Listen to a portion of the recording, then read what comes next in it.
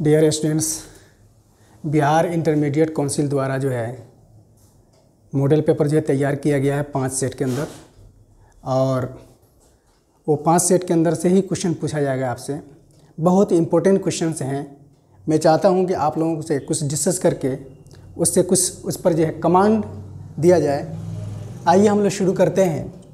सबसे पहला क्वेश्चन जो है, ग्रेफाइट किस प्रकार का क्रिस्टल है? ग्रेफाइट किस प्रकार का क्रिस्टल है? What type of crystal is graphite? Graphite किस प्रकार का जो है क्रिस्टल है? पहला ऑप्शन दिया है आयनिक क्रिस्टल, दूसरा जो है सहसंयोजक कोवेलेंट, तीसरा जो है आणविक मोलिकुलर, और चौथा जो है धातुई मेटालिक। अब जो है ग्रेफाइट के लिए, ग्रेफाइट डायमंड और ग्रेफाइट दोनों जो है कार्बन के एलोट्रोप्स हैं, अपरूप हैं, और उसके अंदर जो बॉन्डिंग होती है वो कार्बन कार्बन के बीच में बॉन्डिंग होती है, और कोवैलेंट बॉन्डिंग इस प्रकार होती है। कार्बन कार्बन के बीच में बॉन्डिंग होती है, कोवैलेंट बॉन्डिंग, सहसंयोजक बंधन जो है सहसंयोजक बंधन होता है। तो आंसर जो है आपका दूसरा होगा आंसर, सहसंयोजक बंधन। अगर डायमंड में कहता है तो डायमंड में भी क्या होगा? सहसंयोजक बंधन होगा। ठीक है। अब उसके बाद जो है क्वेश्चन नंबर 2 है, पिंड केंद्रित मतलब BCC, बड़ी सेंट्रोइड क्यूबिक घनाकार क्यूब इकाई सेल में परमाणुओं की संख्या जो है होती है, कितनी होती है? आपको पता है कि क्यूब है, और क्यूब के अंदर स्ट्रक्चर जो है आपका BCC का है, मतलब सारे कॉर्नर्स पर एटम्स मौजूद होंगे, सारे कॉर्नर्स पर होंगे, और उसके बॉडी के अंदर जो है एक एटम मौजूद होगा, बॉडी के अंदर एक एटम मौजूद होगा।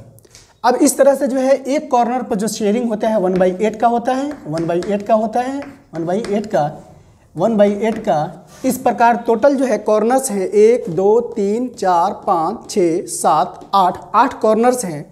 8 × 1/8 = 1। कितना हुआ एटम टोटल जो है शेयरिंग? 1 एटम हुआ, और बॉडी के अंदर एक है, इसमें जो है एक बॉडी के अंदर है, टोटल हो गया कितना? 2। BCC स्ट्रक्चर में पिंड केंद्रित घनाकार क्यूब का इकाई सेल में जो है परमाणुओं की संख्या कितनी हो गई? 2 हो गई। आंसर क्या होगा आपका?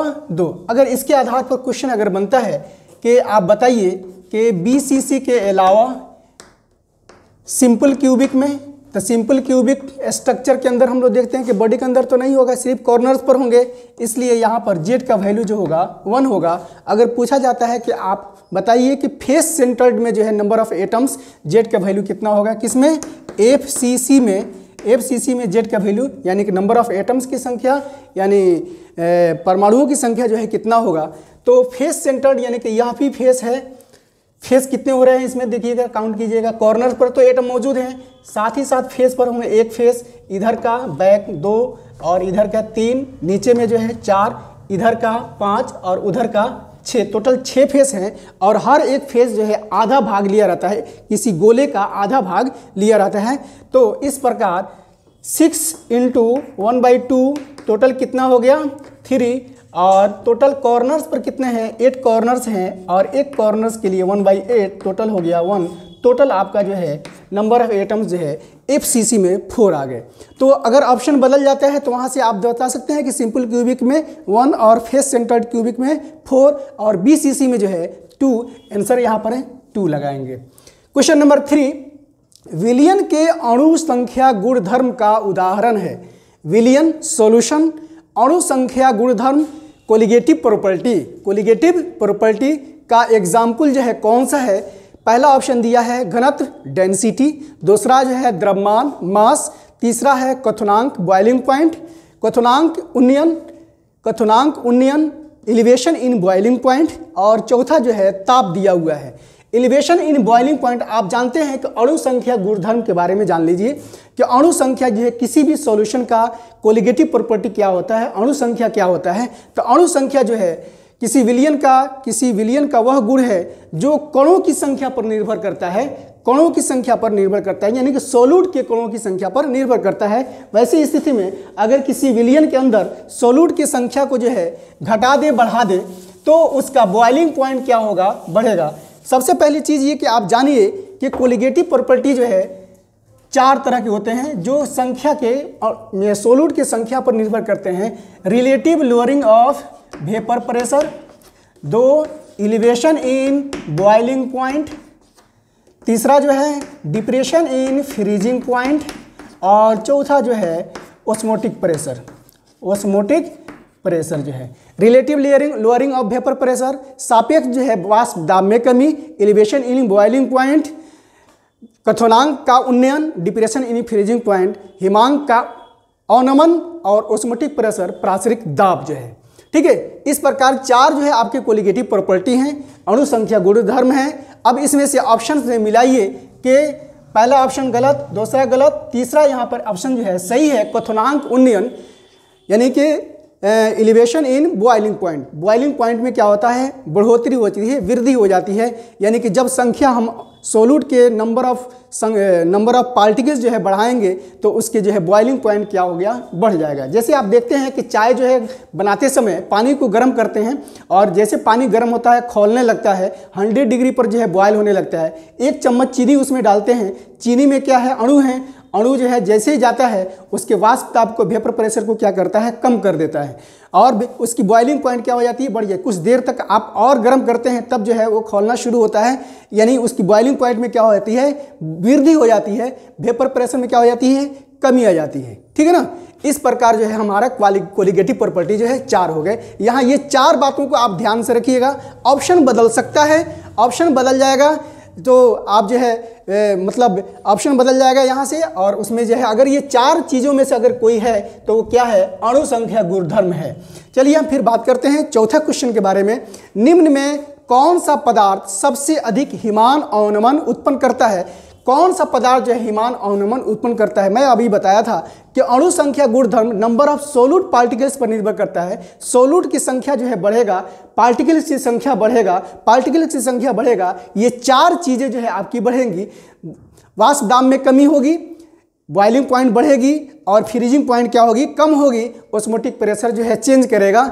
इस कंडीशंस में ये उसी के आधार पर एक और क्वेश्चन आ गया कि कौन सा पदार्थ सबसे अधिक हिमांक अवनमन उत्पन्न करता है, यानी कि डिप्रेशन इन फ्रीजिंग पॉइंट जो है सबसे ज़्यादा जो है किसका जो है अधिक होगा। ऐसे कंडीशंस में यहाँ देखिएगा K2SO4 है, K2SO4 है, जब इसको आप ब्रेक करेंगे तो 2K प्लस और SO4 माइनस 2, इस प्रकार जो है यहाँ पार्टिकल की संख्या 2 और यहाँ पर पार्टिकल की संख्या जो है 1 हो गया, टोटल जो है 3 हो गया पार्टिकल। कितना हो गया, 3 हो गया। सोडियम क्लोराइड को ब्रेक करेंगे यानी कि सॉल्यूशन के अंदर डालेंगे तो सोडियम क्लोराइड टूटेगा 2 सोडियम आयंस में और क्लोराइड आयंस में। इस प्रकार जो है सोडियम के पार्टिकल्स हो गए 1 और क्लोराइड के पार्टिकल्स हो गए 1, टोटल जो है कितना हो गया, 2, 1 और 1 2 हो गया।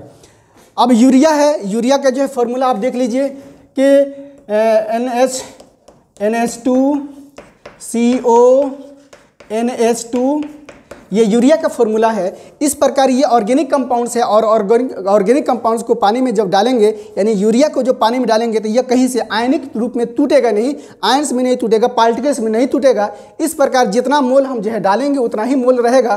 तो यहाँ पर पार्टिकल की संख्या कितना हो गया, 1 हो गया। यहाँ पर पार्टिकल 2, यहाँ पर पार्टिकल 3। अब यहाँ देखिएगा ऑप्शन दिया है एक और, ग्लूकोज दिया है। ग्लूकोज का जो है फॉर्मूला C6H12O6। अब ये इसको पानी में डालते हैं तो ग्लूकोज जो है क्या है, मोनोसेक्राइड है, सिंगल यूनिट है। इस प्रकार जो है वहाँ पर भी ग्लूकोज में कितना होगा, ग्लूकोज में कितना होगा, पार्टिकल जो है 1 होगा। तो अब देखिए काउंट कर लीजिए कि पार्टिकल की संख्या यहाँ पर 3 है, यहाँ पर 2 है, यहाँ पर 1 है, यहाँ पर 1 है। पार्टिकल की संख्या जैसे ही बढ़ेगा उसकी जो है फ्रीजिंग पॉइंट क्या हो जाएगी, घटेगी, फ्रीजिंग पॉइंट क्या हो जाएगी, घट जाएगी। इस प्रकार जो है पार्टिकल की संख्या काउंट कर लीजिए, जिसमें ज़्यादा होगा उसी का हिमांक अवनमन जो है, डिप्रेशन इन फ्रीजिंग पॉइंट ज़्यादा होगा। ऑप्शन जो है आपका ए सही है। ठीक है, तो यहाँ से आप क्वेश्चन कर लेंगे। अब उसके बाद जो है क्वेश्चन नंबर 5, द्रवित सोडियम क्लोराइड के विद्युत अपघटन के कैथोड पर मुक्त होता है। यानी कि इलेक्ट्रोलिसिस करते हैं हम सोडियम क्लोराइड का, और यहाँ दे रहा है कि द्रवित होना चाहिए। दो चीज़ें हैं, एक जो है आप देखते हैं कि इलेक्ट्रोलाइटिक सेल है, इसके अंदर जो है इलेक्ट्रोड लगे हुए हैं। इस इलेक्ट्रोड को जो है एक पॉजिटिव टर्मिनल कहते हैं और दूसरे इलेक्ट्रोड को क्या कहते हैं, निगेटिव टर्मिनल कहते हैं। निगेटिव मतलब कैथोड हो गया और पॉजिटिव का मतलब हो गया एनोड हो गया, ठीक है। अब हम इलेक्ट्रोलिसिस करते हैं। किसका इलेक्ट्रोलिसिस करेंगे? सबसे पहले हम लेते हैं मोल्टेन सोडियम क्लोराइड। क्या लेते हैं? Molten sodium chloride. Molten sodium chloride, दो चीज़ें याद रखिएगा, दो बताएंगे, एक मोल्टेन बताएंगे, पिघला हुआ बताएंगे, और दूसरा जो है द्रवित, यानी कि जिसमें लिक्विड यानी कि वाटर डालते हैं, वाटर में डिसॉल्व करके जो है सोडियम क्लोराइड का हम इलेक्ट्रोलिसिस करते हैं। तो सबसे पहले हम बता रहे हैं किसके बारे में? मोल्टेन सोडियम क्लोराइड के बारे में। मोल्टेन सोडियम क्लोराइड यानी कि पिघला हुआ है। पिघला हुआ सोडियम क्लोराइड को जैसे ही हम इलेक्ट्रोलिसिस करेंगे तो सोडियम क्लोराइड किस में टूट जाएगा? सोडियम प्लस में, और क्लोराइड माइनस में टूटेगा। अब यहाँ से दो जो है, एक जो है सोडियम प्लस मिला आपको, दूसरा क्या मिला? क्लोराइड माइनस मिला। इस प्रकार ये निगेटिव है तो किसके तरफ अट्रैक्ट होगा? ये नेगेटिव है तो अट्रैक्ट होगा यहाँ पॉजिटिव की तरफ, और ये पॉजिटिव है तो किसके तरफ अट्रैक्ट होगा? ये निगेटिव की तरफ अट्रैक्ट होगा। अब यहाँ पॉजिटिव की तरफ क्लोराइड जो है अट्रैक्ट हो रहा है, तो एनोड पर क्या देख रहे हैं हम? उसको एनोड कहते हैं ना, पॉजिटिव टर्मिनल को। तो एनोड पर क्या देख रहे हैं कि क्लोराइड आयन जो है, दो क्लोराइड आयन जा रहा है और Cl2 बना रहा है, दो इलेक्ट्रॉन को लूज कर रहा है। एक क्लोराइड पर एक इलेक्ट्रॉन है, दो क्लोराइड पर दो इलेक्ट्रॉन। तो क्लोरीन गैस के रूप में जो है क्या होगा? ये बाहर निकल जाएगा। कहाँ निकलेगा? एनोड पर जो है क्लोरीन गैस के रूप में। और दो इलेक्ट्रॉन जो रिलीज किया वह इलेक्ट्रॉन जो है कैथोड पर चला जाएगा, और कैथोड पर जाने के बाद जो है सोडियम इसका इंतजार करेगा, दो इलेक्ट्रॉन को लेगा, तो दो सोडियम आयन जो है ले लेंगे, और इस तरह से सोडियम सॉलिड के रूप में जो है क्या होगा? ये जमा होगा, कैथोड पर जमा होगा। तो ऑप्शन आपके जो दे रहा है वो अलग दे रहा है। हम फिर एक और चीज़ बताते हैं कि अगर हम यहाँ मोल्टेन न ले करके हम यहाँ ले लें जो है द्रवित यानी कि वाटर मिला हुआ डाइल्यूट जो है सोडियम क्लोराइड लेते हैं। अब यहाँ से हम देखते हैं कि डाइल्यूट NaCl लेते हैं, डाइल्यूट NaCl लेते हैं। डाइल्यूट NaCl मतलब हो गया पानी, इसमें होगा। डाइल्यूट का मतलब क्या है? पानी है, पानी भी है और क्या है? सोडियम क्लोराइड भी है।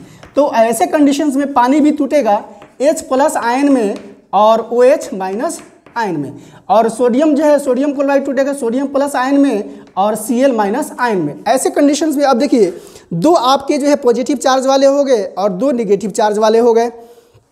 दो पॉजिटिव चार्ज वाले में से जिसका रिडक्शन पोटेंशियल लोअर होगा यानी कि हाइड्रोजन होगा, और हाइड्रोजन जो है ये कहाँ जाएगा? निगेटिव टर्मिनल के कैथोड पर जाएगा। किस पर जाएगा? कैथोड पर जाएगा, हाइड्रोजन जाएगा। और एनोड पर कौन जाएगा? एनोड पर यानी कैथोड पर जाएगा हाइड्रोजन प्लस, और एनोड पर जाएगा Cl- क्लोराइड माइनस जो है जाएगा। ऐसे कंडीशंस में एनोड पर जो है जैसे जाएगा क्लोराइड, दो क्लोराइड लेंगे और Cl2 बनाएंगे, हम यहाँ पर दो इलेक्ट्रॉन को रिलीज करेंगे, और ये दो इलेक्ट्रॉन यहाँ जाएगा। हाइड्रोजन जो है, दो हाइड्रोजन जो है इस दो इलेक्ट्रॉन को ले लेगा, लेने के बाद जो है हाइड्रोजन गैस के रूप में बाहर निकल जाएगा। तो कैथोड पर क्या मिल रहा है आपको? हाइड्रोजन गैस मिल रहा है, और एनोड पर क्या मिल रहा है आपको? क्लोरीन मिल रहा है। अब आपका पांचवा क्वेश्चन तैयार हो गया। द्रवित सोडियम क्लोराइड के विद्युत अपघटन के कैथोड पर क्या मिलता है? कैथोड पर क्या मिल रहा है? हाइड्रोजन गैस मिल रहा है। देखिए ऑप्शन में दिया है हाइड्रोजन, बिल्कुल दिया हुआ है। आंसर जो है क्या होगा? हाइड्रोजन। तो यहाँ से ऑप्शन बदल सकता है, क्वेश्चन बदल सकता है। हो सकता है कि आपसे कह दे मोल्टेन जो है सोडियम क्लोराइड के क्वेश्चन दे दे। अभी तो दिया हुआ है क्वेश्चन जो है डाइल्यूट सोडियम क्लोराइड, द्रवित सोडियम क्लोराइड दिया गया है। तो द्रवित सोडियम क्लोराइड से हमने देख लिया कि क्या कैथोड पर जो है क्या मिलता है और एनोड पर क्या मिलता है। अगर जो है मोल्टेन सोडियम क्लोराइड दे दे तो वहाँ से पूछ सकता है कि कैथोड पर क्या होगा और एनोड पर क्या होगा। आप क्या करेंगे? वैसे कंडीशंस में ये ड्रॉ करेंगे रफली, और रफली ड्रॉ करने के बाद जो है पॉजिटिव को निगेटिव टर्मिनल पर, निगेटिव को पॉजिटिव टर्मिनल पर, और जा करके इलेक्ट्रॉनिक बैलेंस कर लेंगे, वहाँ से आंसर जो है आपको मिल जाएगा। क्वेश्चन नंबर 6, एक इलेक्ट्रोड का मानक ऑक्सीकरण विभव 0.76 वोल्ट है। इसका मानक अवकरण विभव क्या होगा बताना है आपको। तो इस एक इलेक्ट्रोड का मानक ऑक्सीकरण विभव, मानक यानी कि standard oxidation potential, standard oxidation potential जो है पॉजिटिव वैल्यू दिया हुआ है, और इसका पूछ रहा है कि रिडक्शन पोटेंशियल क्या होगा। रिडक्शन पोटेंशियल हम जानते हैं कि ऑक्सीडेशन पोटेंशियल और रिडक्शन पोटेंशियल में जो संबंध है वो क्या है? ऑक्सीडेशन ऑक्सीडेशन पोटेंशियल बराबर माइनस रिडक्शन पोटेंशियल। क्या होता है? रिडक्शन पोटेंशियल, यानी उल्टा होता है इसका। ऑक्सीडेशन का उल्टा रिडक्शन, रिडक्शन का उल्टा ऑक्सीडेशन। तो ऑक्सीडेशन पोटेंशियल ऑक्सीकरण जो है विभव, और रिडक्शन पोटेंशियल जो है अवकरण विभव जो है जो देखते हैं। तो ऑक्सीडेशन पोटेंशियल आपका दिया है प्लस 0.76 वोल्ट दिया है, तो इसका रिडक्शन पोटेंशियल क्या होगा? बस इस वैल्यू के अंदर जो है हम क्या करेंगे, निगेटिव साइन लगा देंगे। निगेटिव साइन लगाने के बाद जो है आपका अवकरण जो है विभव हो जाएगा। यानी कि ऑक्सीडेशन का उल्टा हो गया, ऑक्सीडेशन का उल्टा हो गया रिडक्शन पोटेंशियल। पॉजिटिव ऑक्सीडेशन दिया है तो इसका जो है निगेटिव टर्म, निगेटिव जो है क्या होगा? निगेटिव हो जाएगा 0.76 वोल्ट जो है रिडक्शन पोटेंशियल हो जाएगा। बस उसमें कोई साइन को चेंज कर देंगे, आपका आंसर तैयार हो जाएगा। आंसर इसमें देखिए तो कौन सा है? आंसर जो है दूसरा नंबर है 0.76, यहाँ पॉजिटिव दिया होगा। ठीक है, चलिए क्वेश्चन जो है नोट कर लीजिए, फिर उसके बाद अगला क्वेश्चन हम लोग देखते हैं। क्वेश्चन नंबर 6 में हम लोग जो डिस्कस किए थे, ऑक्सीडेशन पोटेंशियल बराबर होता है माइनस रिडक्शन पोटेंशियल। ठीक है ना? तो ऑक्सीडेशन पोटेंशियल जो है आपका पॉजिटिव दिया था, पॉजिटिव 0.76 वोल्ट दिया था, तो इसका रिडक्शन पोटेंशियल जो है माइनस 0.76 वोल्ट हो जाएगा। क्या हो जाएगा? बस साइन चेंज कर देना है। ऑप्शन जो है थोड़ा उसमें गलत हो गया था। अब आइए ऑप्शन जो है यहाँ माइनस साइन वाला यहाँ है, ये थर्ड नंबर माइनस 0.76 जो है। अब आइए हम लोग नेक्स्ट डिस्कस करते हैं क्वेश्चन नंबर 7। क्वेश्चन नंबर 7, चीनी के प्रतिलोपन। चीनी के प्रतिलोपन, प्रतिलोपन मतलब इन्वर्जन। इन्वर्जन को ग्लूकोज एवं फ्रक्टोज बनने को निम्न प्रकार से दर्शाया जाता है। कैसे जो है उसको जो है हम एक्सप्लेन करेंगे कि चीनी के प्रतिलोपन इन्वर्जन जो है, inversion of glucose and fructose को किस प्रकार से हम दर्शाएंगे कि रिप्रेजेंट करेंगे। यहाँ दिया हुआ है कि C12H22O11 चीनी का सूत्र हो गया, इसके में वाटर मिलाते हैं और ये एसिड कैटालाइज होता है। क्या होता है? एसिड कैटालाइज होता है रिएक्शन। इस प्रकार आपको ग्लूकोज मिलता है और फ्रक्टोज मिलता है। तो वह किस तरह का ये अभिक्रिया है, यहाँ जो है देख रहे हैं कि एक तो कंसंट्रेशन यहाँ है, दूसरा कंसंट्रेशन जो है यहाँ पर है, सांद्रण यहाँ पर है, लेकिन ये वाटर मॉलिक्यूल ज़्यादा है, क्या है, लार्ज अमाउंट में है। जो लार्ज अमाउंट में है उसके कंसंट्रेशन को हम नहीं लेते हैं, इग्नोर करते हैं। इस प्रकार हमारा जो है कि रेट इजकल टू के, और यहाँ पर जो होगा C12H22O11 इसी के कंसंट्रेशन पर निर्भर करेगा। वाटर के कंसंट्रेशन पर जो है H2O के कंसंट्रेशन पर निर्भर नहीं करेगा, क्योंकि ये H2O की मात्रा जो है क्या है, ज़्यादा है, लार्ज अमाउंट में है, इसलिए इसके कंसंट्रेशन को हम नेग्लेक्ट कर देते हैं। इस प्रकार जो रेट होगा वो किसके ऊपर डिपेंड करेगा? सिर्फ जो है आपके C12H22O11 के आधार पर। इस प्रकार जो है ऑर्डर इसका क्या होगा? ऑर्डर हो जाएगा फर्स्ट ऑर्डर हो जाएगा। ये रिएक्शन जो है फर्स्ट ऑर्डर है, लेकिन क्योंकि यहाँ पर कंसंट्रेशन वाटर के ज़्यादा है, हो रहा था सेकेंड ऑर्डर, यानी कि कंसंट्रेशन जो है वाटर का भी हम काउंट कर रहे थे, लेकिन कंसंट्रेशन जो है वाटर का काउंट नहीं कर पाएंगे और ये हो जाएगा फर्स्ट ऑर्डर। लेकिन तो इसको इस तरह की जो रिएक्शंस होते हैं एसिड कैटालाइज जिसमें वाटर मॉलिक्यूल ज़्यादा होते हैं, उसको कहा जाता है छद्म प्रथम कोटि की, यानी कि सीडो यूनिमोलिकुलर रिएक्शन जो है, सीडो यूनिमोलिकुलर रिएक्शन जो है कहलाएगा। इसलिए ऑप्शन यहाँ पर क्या होगा? थर्ड ऑप्शन होगा। ठीक है ना? वाटर के कंसंट्रेशन को हम इसमें काउंट नहीं करते हैं रेट डिटरमाइनिंग स्टेप के अंदर जो है। अब क्वेश्चन नंबर 8 आइए, किसी अभिक्रिया का वेग निम्न प्रकार से व्यक्त होता है। किसी भी कोई भी अभिक्रिया है उसका जो है क्या करते हैं, वेग, रेट जो है कैसे हम डिटरमाइन करते हैं? तो रेट इजकल टू होता है के, और यहाँ दिया हुआ है a के पावर 2 और b पर जो है कुछ नहीं दिया है, इस पर हम क्या मान लेते हैं? 1 मान लेते हैं। यहाँ a के पावर जो है क्या दिया है? 2 दिया हुआ है, और b पर जो है हम क्या मान लेते हैं? 1 मान लेते हैं। तो इस प्रकार जो है इसका ऑर्डर क्या हो जाएगा? ऑर्डर जो है क्या हो जाएगा? ऑर्डर में क्या करते हैं, उसके जो कंसंट्रेशन जो पावर जो दिया रहता है उस पावर को हम जोड़ देते हैं। 2 और 1 3, 2 + 1 इजकल टू जो है 3 हो गया। इस तरह से अगर आपको क्वेश्चन देता है तो आप वहाँ से इस प्रकार उसके जो है पावर को क्या करेंगे? जोड़ देंगे, ऑर्डर निकाल लेंगे। आंसर क्या हो जाएगा? 2। क्वेश्चन नंबर 9, विद्युत क्षेत्र के प्रभाव से कोलाइडी कणों का गमन कहलाता है। यानी कि विद्युत क्षेत्र, इलेक्ट्रिक इलेक्ट्रिसिटी हम देते हैं, इलेक्ट्रिक फील्ड अप्लाई करते हैं, तो उसके इफेक्ट से जो है कोलाइडल के पार्टिकल्स जो है गमन करते हैं। मान लिया जाए कि इस तरह का जो है एक ट्यूब होता है और उस ट्यूब के अंदर जो है क्या करते हैं हम कोलाइडल के जो है पार्टिकल्स को डाल देते हैं, कोलाइडल को पार्टिकल्स डाल देते हैं और यहाँ जो है टर्मिनल जो है पॉजिटिव टर्मिनल और यहाँ पर जो है क्या होगा निगेटिव टर्मिनल जो है। इस प्रकार जो है क्या होगा जब हम इलेक्ट्रिसिटी यानी कि विद्युत क्षेत्र इसमें पैदा करते हैं तो पैदा करने के बाद क्या होगा कोलाइडल पार्टिकल भी चार्ज पार्टिकल होते हैं, पॉजिटिव निगेटिव इसके अंदर भी होता है। तो कुछ कोलाइडल पार्टिकल जो है जो पॉजिटिव हैं वो निगेटिव टर्मिनल की ओर मूव करते हैं और जो निगेटिव हैं वो किसके तरफ मूव करेंगे, पॉजिटिव की तरफ मूव करेंगे। इस प्रकार जो है ये कोलाइडल को हम सेपरेट कर देंगे डिफरेंट चार्ज के अंदर जो है। तो ये कहलाता है क्या, इलेक्ट्रोफोरेसिस कहलाते हैं, यानी कि माइग्रेशन ऑफ द जो है colloidal particles towards the pole that is called electrophoresis. क्या कहते हैं इसको, इलेक्ट्रोफोरेसिस। शॉर्ट नोट्स के अंदर भी ये आता है कि व्हाट इज इलेक्ट्रोफोरेसिस, तैयार कर लीजिएगा। यही इसका डेफिनेशन भी हो जाएगा कि विद्युत क्षेत्र के प्रभाव से कोलाइडिक कणों का गमन जो है इलेक्ट्रोफोरेसिस कहलाता है। अंग्रेजी में, हिंदी में उसको कहते हैं विद्युत कण संचलन, विद्युत कण संचलन कहते हैं, ठीक है ना। अपोहन नहीं होगा, डायलिसिस नहीं होगा, टिंडल प्रभावी नहीं होगा, टिंडल इफेक्ट, पायस इमल्शन भी नहीं होगा, यहाँ होगा इलेक्ट्रोफोरेसिस दैट इज द विद्युत कण संचलन, ठीक है ना। और इसका डेफिनेशन भी पूछा जाता है कि व्हाट इज विद्युत कण संचलन, यानी कि विद्युत कण संचलन क्या है, व्हाट इज इलेक्ट्रोफोरेसिस क्या है, विद्युत कण संचलन क्या है। इस पर जो है शॉर्ट नोट्स भी पूछता है, आप तैयार कर लीजिएगा। क्वेश्चन नंबर 10, वह प्राकृतिक पदार्थ जिससे धातु का निष्कर्षण फायदेमंद होता है। तो आप जानते हैं, बहुत अच्छे से जानते हैं कि जो मिनरल्स यानी कि जो नेचुरल सब्सटेंस जिससे हम जो है क्या करते हैं कम खर्च के अंदर आसानी के साथ जो है हम मेटल प्राप्त करते हैं, धातु का निष्कर्षण करते हैं, धातु प्राप्त करते हैं, उसे क्या कहते हैं, ओर कहते हैं। ओर मीन्स ओर अयस्क, ठीक है ना, और कहते हैं, ठीक है। ऑप्शन जो है इसका अयस्क होगा, या खनिज मतलब मिनरल, धातुमल, स्लेग और गैंग जो है गैंग जिसको गंदगी कहते हैं, ठीक है ना। तो यहाँ पर जो है क्वेश्चन नंबर 10 का जो करेक्ट ऑप्शन है वो क्या है, अयस्क, और है, ठीक है। इसको नोट कर लीजिए, फिर हम लोग डिस्कस करते हैं।